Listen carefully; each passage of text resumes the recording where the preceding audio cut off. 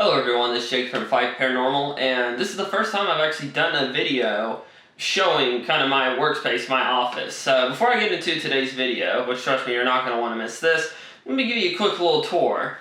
This is the computer, of course, that I used to edit everything with. My Once Upon a Time in Hollywood movie poster. I actually got this from the movie theater I used to work at. And then I've got my retro Jim Morrison poster along with my necklaces. I've got a dream catcher, and I've got my files, notebooks, all that stuff pretty much here. So every time you see a post from us, well, most time you see a post from us, but like you see a video, an Instagram photo, it's basically all done right here. In fact, I've got the creepy cabin from West Virginia as my screensaver. So yeah, quick little tour, quick and easy. But today I'm going to talk about one of my favorite locations to talk about, and I've done several videos in the last few months on this location, and that is DeJarnette Sanitarium. Now, I've talked about this location plenty on this channel. I've got Halloween, I think 2018, I did like a 35-minute complete story video where I talked about the history of it, the people behind it, the local legends, paranormal claims, my experiences. I even had video from the very last ghost tour that we did there, and I did a spirit box session next to, I guess it's where the offices would have been, but someone the night before, a few nights before, I don't remember which, but they took like a hammer and busted a side of the door in, so it was like a huge gap about like that, and I was posted over there. I was working security for the tours, and they were basically saying, don't let people look inside, take photos, you know, crap like that. So it was kind of cool to do a spirit box session by there, because there was an entrance into the building. You know, you could see inside, you could see, it looks like offices, because there was like a mini hallway, a bunch of cubicles, and then you could see a door going left, and then you could kind of see it open up a little bit, and I assume that's, you know, the front of the building. So that was cool. So I included that in the video, which was a lot of fun. To my knowledge, that was the very last spirit box session that was allowed on the property to be done, which, you know, I've been trying for going on, see, it's 2020, going on about 6 or 7 years now, trying to get on the property. Still haven't gotten luck, but someone recently came across my DeJarnette videos, and they had a crap ton of questions. You know, what about, you know, the origins? You know, what about the ghosts? When did the stories actually start? How many people actually died there? What kind of stuff did they do there? And, you know, it got me thinking that, you know, there are a lot of unanswered questions to this mystery, and I think that's part of why I love making videos about DeJarnette so much, is because, you know, with a lot of other locations that we've investigated, there is that element of mystery to it, but we kind of understand, you know, the general story of what's going on. We do have answers, or at least really good guesses, to a lot of the claims of these locations. But for a location like DeJarnette that was so secretive, a place that most of the files are either sealed or hidden away or they're destroyed, you know, we don't really have solid answers to a lot of questions, or most of the questions that people ask, you know, my questions included. So I wanted to talk a little bit today about the legends of DeJarnette and about some of my experiences about DeJarnette. I know a lot of the other videos we've done, they've either been spirit box sessions near the property, analysis of those, and then the full story, which, you know, I'm not expecting everyone to watch a 36-minute long video, especially one that was made without good equipment. Yeah, I might actually go back and redo that video sometime this fall. But I did work for 1 month for the ghost tours. It was October of 2016. No, it wasn't. October 2015 is when it was. Dates are important there. But we did it from the first of the month until the end of the month. I think it was either September or October. I'm pretty sure it was September. Like I said, dates are important, but basically it's September or October 2015. So there were about 5 of us working there. I see, 1, 2, 3, yeah, about 5 or 6 of us working there. And the tours were always packed. Every single one of them. And most of the people, you know, they would come up to me, or they would come up to one of the other guys and say, hey, I saw this, hey, I felt this, hey, I heard this. And so it seemed like even when you were like 200 yards away from the property, people were still experiencing paranormal activity.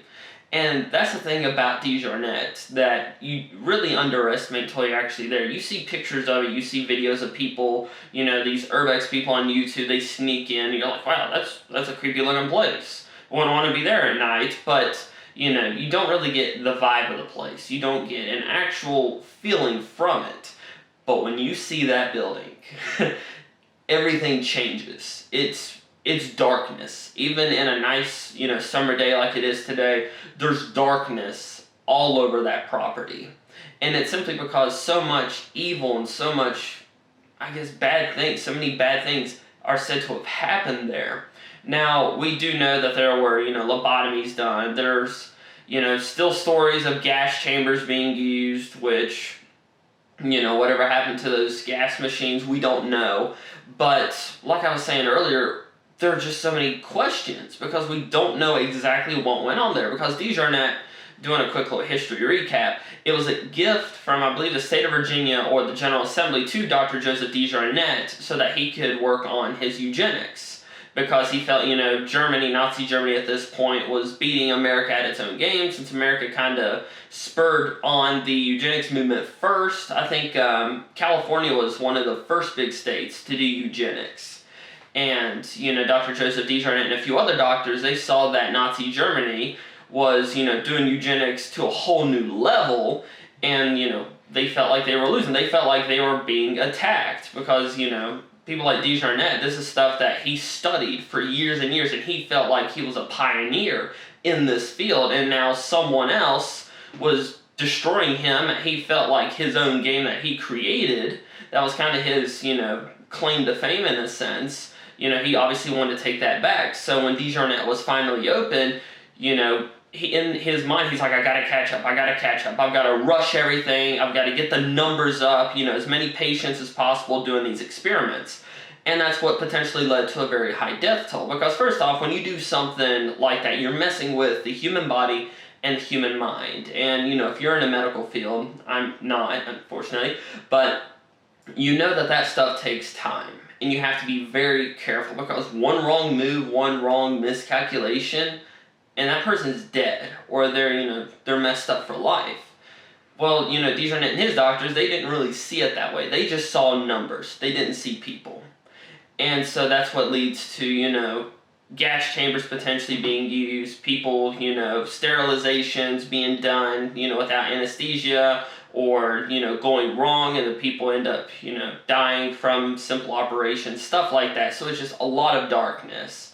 Now, I have talked to many people who were former patients of DeJarnette. Now, these are going back, I think the earliest one I talked to was like early 60s. They were a patient there when they were a kid. And DeJarnette, he was kicked off his own board in 1947 because, after the horrors of the Holocaust came out and we saw exactly what the Nazis were doing, as more medical knowledge came about what eugenics does to people and a lot of people started condemning it, he didn't condemn it. He stuck to his guns and he still wanted to double down on eugenics. And so, his own board they basically told him, dude, you're a monster, get out, enjoy retirement.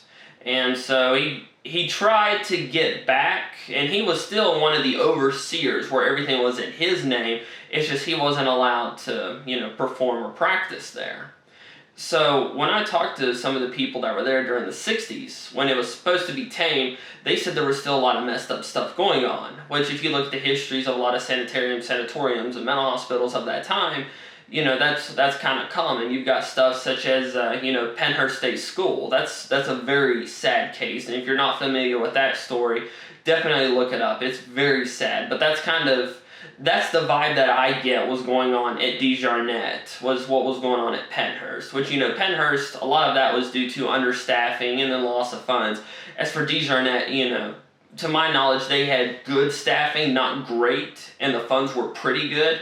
So, it makes you wonder what the conditions are if they had more staff members and more money coming in.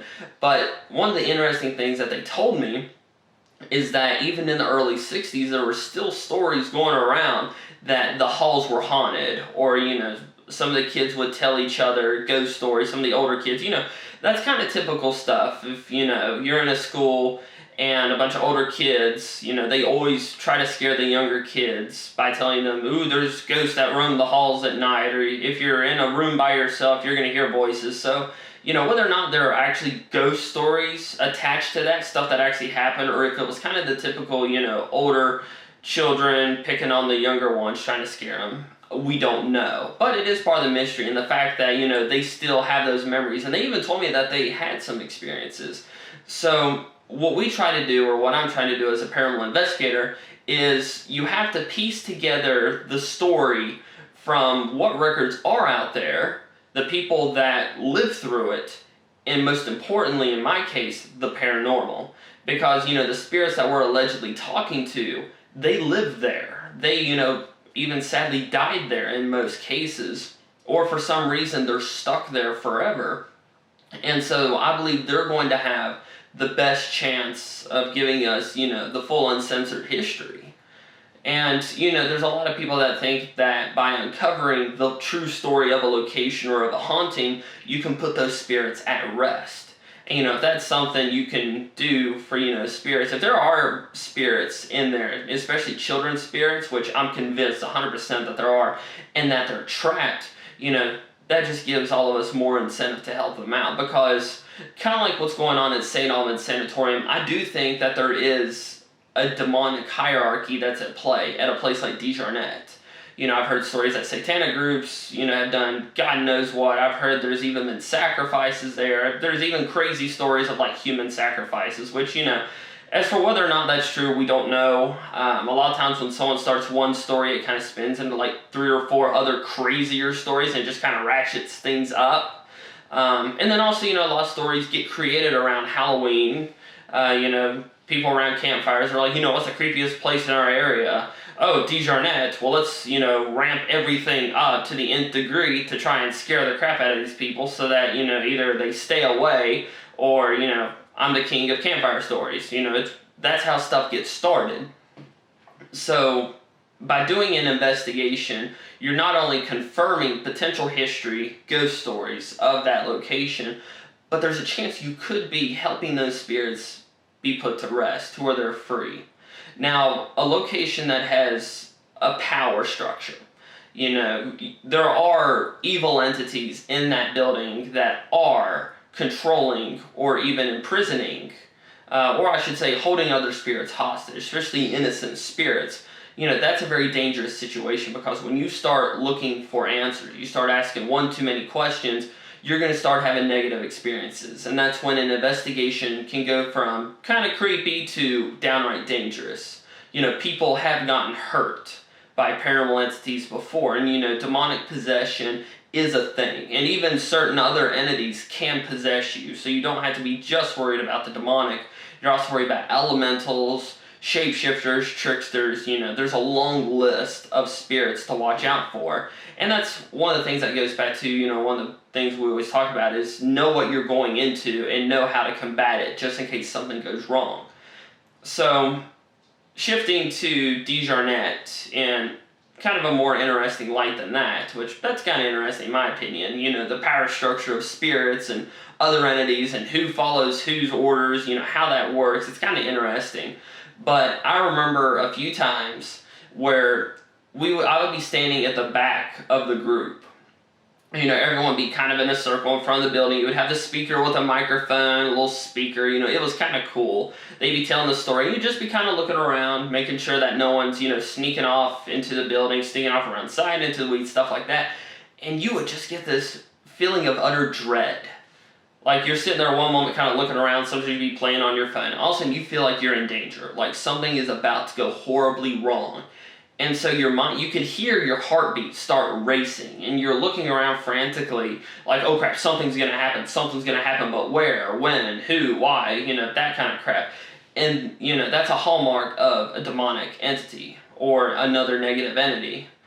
And you have to remember the 3 steps that Ed and Lorraine Warren always talked about. It's oppression, infestation, and then possession. Those are the 3 steps of demonic encounters, or basically the aim of demonic entities. And I believe when you're on that property, especially for an extended amount of time, you definitely experience oppression pretty quickly, especially if you make yourself known as an investigator that, hey, I'm here to ask questions. I want to know the true story, what's really here. And, while you're saying that, you're kind of painting like a big target on yourself, front and back.